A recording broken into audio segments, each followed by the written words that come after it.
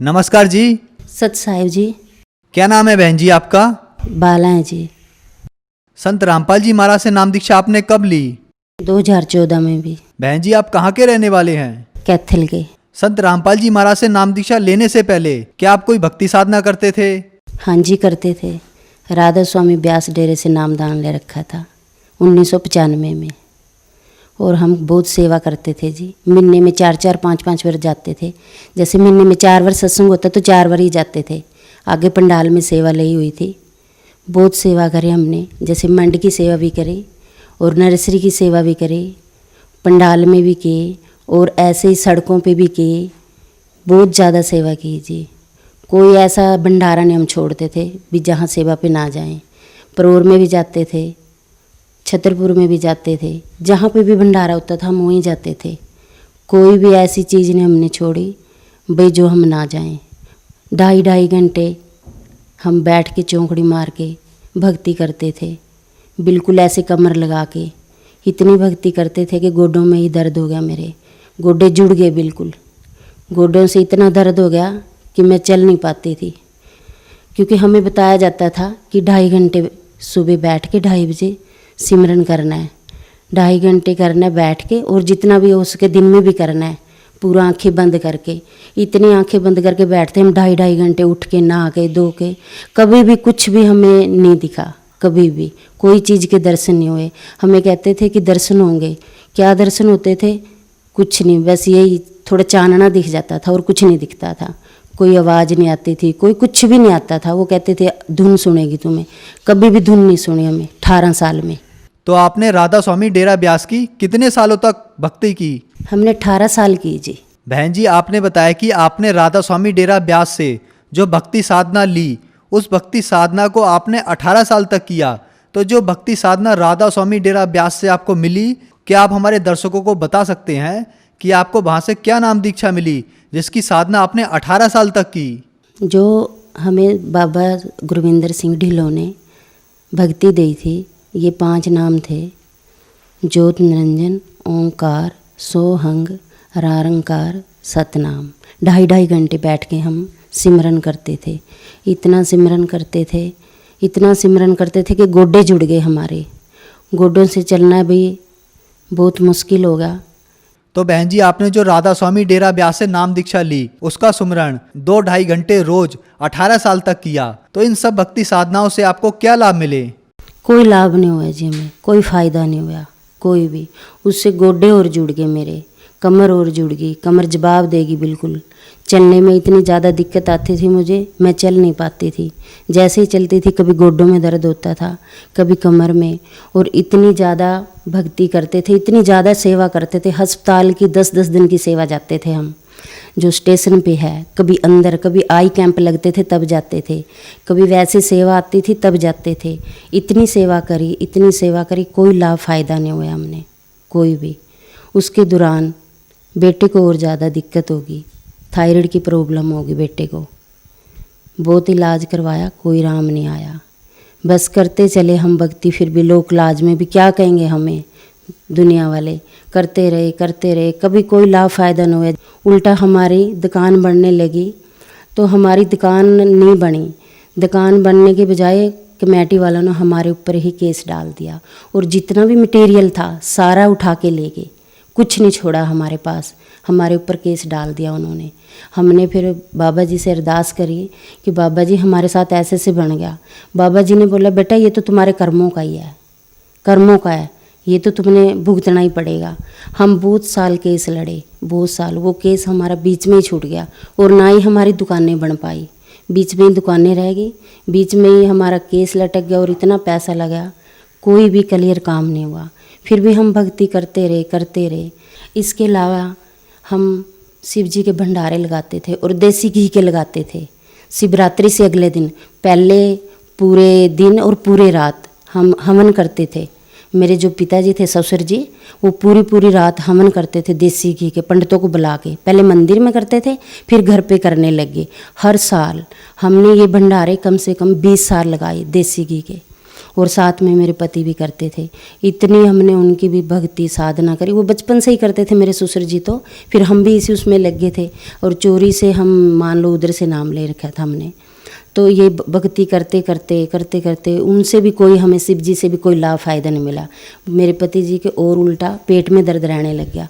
हमने बड़ी दवाई इलाज करवाए, पटाले में भी दिखाया, कैथल में भी, कोई डॉक्टर ऐसा नहीं छोड़ा।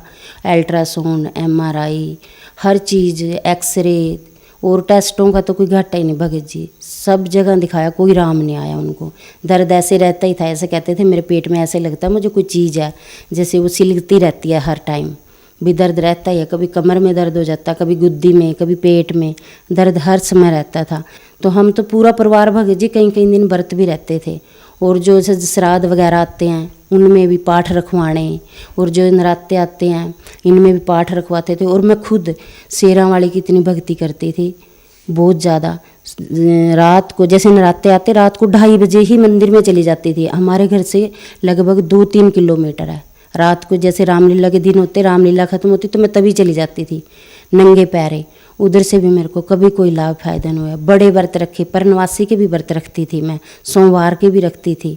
सोमवार के मैंने कई कई दफ़ा रखे, 16-16। कभी दूध के रखती थी, कभी चूरी के रखती थी, कभी फल के रखती थी, कभी कोई चीज़ के रखती थी। कभी कोई लाभ फायदा नहीं हुआ भगत जी हमें।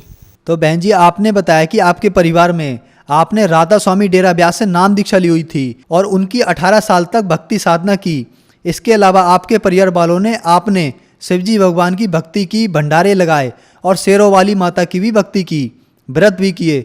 तो इन सब भक्ति साधनाओं से आपको कोई लाभ नहीं मिला, बल्कि आपके परिवार में आर्थिक नुकसान हुआ, आपको शारीरिक नुकसान भी हुआ। आपके पति के पेट में दर्द रहता था। तो ये सब दुख झेलते झेलते आपको संत रामपाल जी महाराज के बारे में जानकारी कहाँ से मिली? संत रामपाल जी 2002 में कैथल में आए थे जी।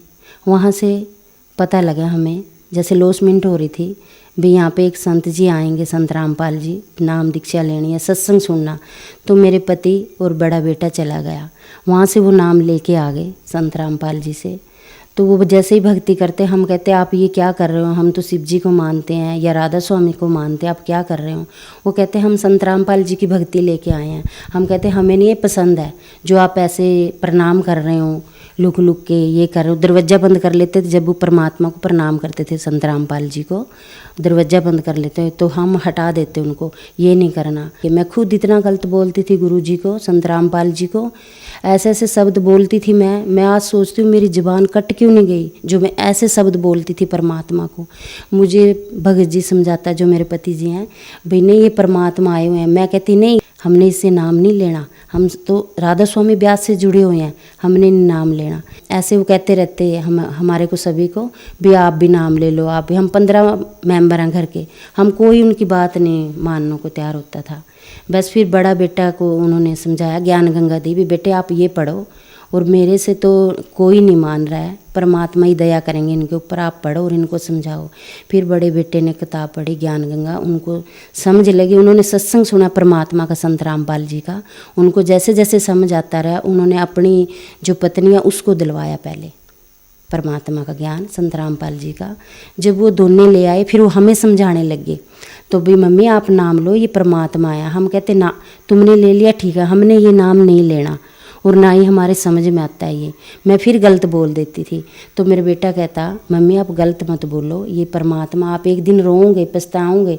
मैंने कहा मैं नहीं रोती, तुम खुद रोओगे। वो फिर ऐसे हम माने नहीं। उसने फिर क्या करा, अपने सास ससुर को नाम दिलवाया करनाल से, उनको समझाया, वो मान गए, उन्होंने नाम ले लिया। उसके सास ससुर और साला जी को, तीनों को उनको दिलवाया। फिर कहते मम्मी देखो उन्होंने भी ले लिया, वो तो मेरे सास ससुर हैं और आप तो मेरी मम्मी हो और मेरे भाई बहन हो, ये मेरी मम्मी है, भी आप क्यों नहीं मान रहे? मैं कहती ना। जैसे सत्संग शुरू होता संत रामपाल जी का, हमें वो ऐसे पकड़ पकड़ के लेके जाता, ऐसे गोदी में जैसे उठाते हैं बच्चों को, ऐसे लेके जाता, आप बैठ जाओ मम्मी, आप ना समझो, आप सुनो तो सही क्या कह रहे हैं। मैंने कहा ना, मैंने तो देखनी नहीं, इनकी शक्ल नहीं देखनी। इतना गलत बोलती थी जी मैं, इतना गलत बोलती थी, बयान नहीं कर सकती मैं, इतनी गलत गलत बातें कहती थी। तो वैसे ऐसे ही परमात्मा की दया हुई जी। मेरी नंद की बेटी की शादी बरवाला में हुई थी, संत रामपाल जी के आश्रम में। तो मेरी सिस्टर भी शादी में आई, तो मेरी सिस्टर को इतना अच्छा लगा यहाँ का माहौल, यहाँ की भक्ति, यहाँ के बंदे सब भगत जी करके बात कर रहे थे। तो इतने ज़्यादा उनको अच्छा लगा तो वो नाम लेके चले गए। तो फिर ऐसे धीरे धीरे करके 2014 में 7वें महीने में हम पूरे 15 के 15 मेंबर जुड़ गए। एक ही महीने में पूरा परिवार ने नाम ले लिया। बहन जी, जैसा कि बताया जाता है कि संत रामपाल जी महाराज से नाम दीक्षा लेने वालों को बहुत लाभ मिलते हैं, और आपको तो बहुत सारे दुख भी थे। तो क्या संत रामपाल जी महाराज से नाम दीक्षा लेने के बाद आपको कोई लाभ भी मिले? सर जी इतने लाभ हुए, अगर मैं जैसे शाम को गिनाने लगूं तो दिन निकल आएगा, अगर सुबह गिनाने लगूं तो रात हो जाएगी। इतने लाभ दिए परमात्मा ने हमें।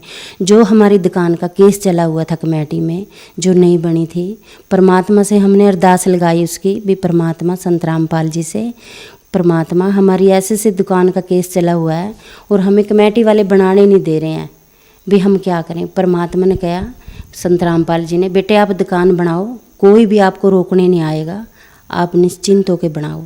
जैसे भगत जी हमने परमात्मा से प्रार्थना लगाई और परमात्मा ने हमें आदेश दिया, बनाओ बेटे, कोई नहीं आएगा, और किसी को भी एक रिश्वत की 5 पैसे भी नहीं देने, बिल्कुल भी, और कोई भी नहीं आएगा तुम्हारे पास। ऐसे ही हुआ भगत जी। हमने पहले तो हम रात को बना रहे थे दुकान, जब हमारा सामान ले गए थे उठा के। जब हमने परमात्मा संत रामपाल जी से नाम लिया, हमने दुकान दिन में बनाई, और कोई भी भगत जी, सर जी, कोई भी कमेटी वाला नहीं आया, किसी ने एक पैसा नहीं मांगा। हमने 2 दुकानें बनाई, शोरूम बनाए बड़े बड़े, तो कोई भी नहीं आया, कोई भी।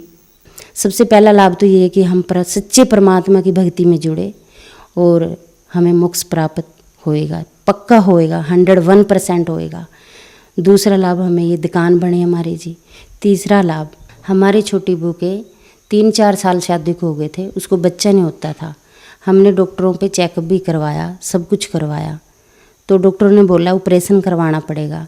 फिर परमात्मा से संत रामपाल जी से हमारी छोटी बहू ने नाम दीक्षा ली। नाम दीक्षा लेके परमात्मा से प्रार्थना लगाई, संत रामपाल जी से, संत रामपाल जी से प्रार्थना लगाई। परमात्मा, डॉक्टरों ने ये बताया कि इसको बच्चा नहीं होगा। परमात्मा ने कहा कि बेटा भक्ति करो, जैसे ही भक्ति करोगे परमात्मा अपना आप दया करेंगे। नाम लेने के बाद हमारी छोटी बहू को 9वें महीने बेटा हुआ। आज उसको दोबारा से फिर 3 साल के बाद फिर दूसरा बेटा हुआ। फिर उस पहले नॉर्मल हो गया उसको, अब फिर जैसे 2-3 दिन तकलीफ रही, बड़ी टेंशन में हो गए हम। ऐसे टेंशन में हो गए कहीं ऑपरेशन ना हो जाए। हम लोगों को जैसे कहते हैं कि हमारे परमात्मा ये करते हैं, ये करते हैं, तो हम मन में मैं प्रार्थना लगा रही हूँ परमात्मा से, गुरुजी आप ही दया करोगे, ये ना हो इसका ऑपरेशन हो जाए। फिर हमने प्रार्थना लगाई परमात्मा पे, परमात्मा ऐसे ऐसे डॉक्टर कह रहे हैं ऑपरेशन की तरफ जा रहा है केस, ये नॉर्मल नहीं होएगा। परमात्मा ने बोला बेटा चिंता ना करो आप, संत रामपाल जी ने बोला भक्ति करो, परमात्मा दया करेंगे। जैसे परमात्मा से हमें मैसेज आया, प्रार्थना जो लगाई थी संत रामपाल जी को, उसी टाइम इतने ज़्यादा पेन हुए उसको, और 11:24 पे बेटा हो गया उसको, बिल्कुल नॉर्मल। आज उसके पास 2 बेटे हैं, जो मेरी छोटी बहू के पास 2 बेटे हैं। जो डॉक्टरों ने बोला था इसको एक भी बच्चा नहीं होएगा, संत रामपाल की शरण में आने से हमें इतने लाभ फायदे हुए।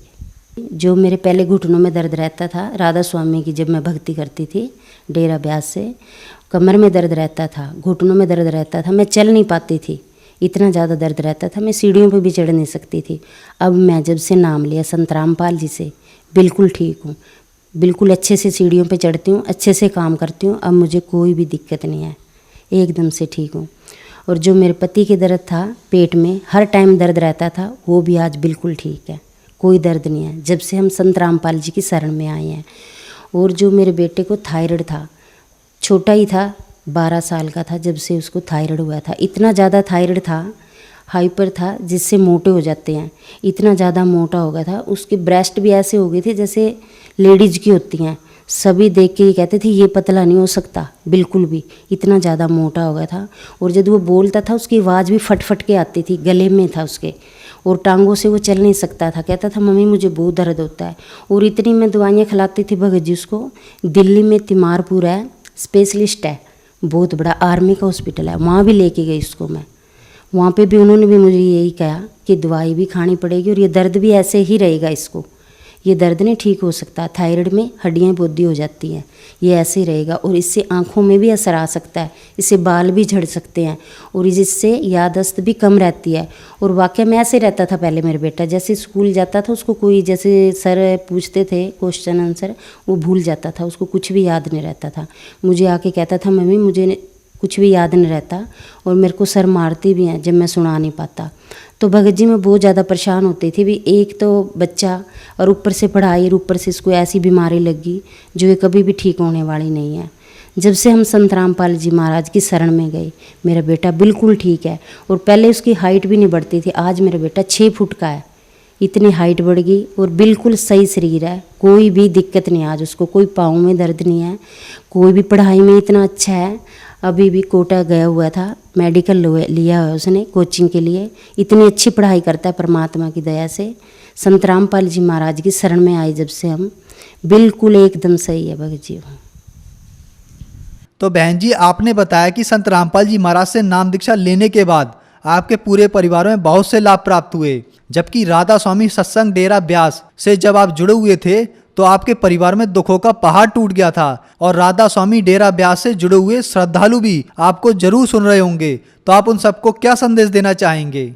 राधा स्वामी में जो भी जुड़े हुए हैं मेरे भाई बहन, मेरे साथ के भी बहुत हैं जी, मैं उनको कहती हूँ जो भी राधा स्वामी ब्यास में जुड़ा हुआ है वो संत रामपाल जी महाराज की शरण में आओ और आके भक्ति करो। पूर्ण परमात्मा संत रामपाल जी महाराज के चोले में आए हो कबीर साहब, पूर्ण परमात्मा है, समर्थ भगवान है, आप जल्दी से जल्दी इनकी शरण में आओ और अपना मोक्ष करवाओ। बहन जी संत रामपाल जी महाराज की शरण में कोई आना चाहे तो कैसे आ सकता है? संत रामपाल जी महाराज की शरण में अगर कोई आना चाहे बहुत ही आसान है जी। संत रामपाल जी महाराज के सत्संग चलते हैं चैनलों में, कई चैनलों पे सत्संग आते हैं टीवी पे, उन चैनलों पे नीचे पट्टी चलती है कि उन पे नंबर आते हैं, फ़ोन नंबर, उनके ऊपर फ़ोन नंबरों पे फ़ोन करो और वो जो भी पास में नामदान केंद्र है नज़दीकी का पता बताएंगे, वहाँ से जाके नामदान लो। धन्यवाद जी। सत साहिब जी।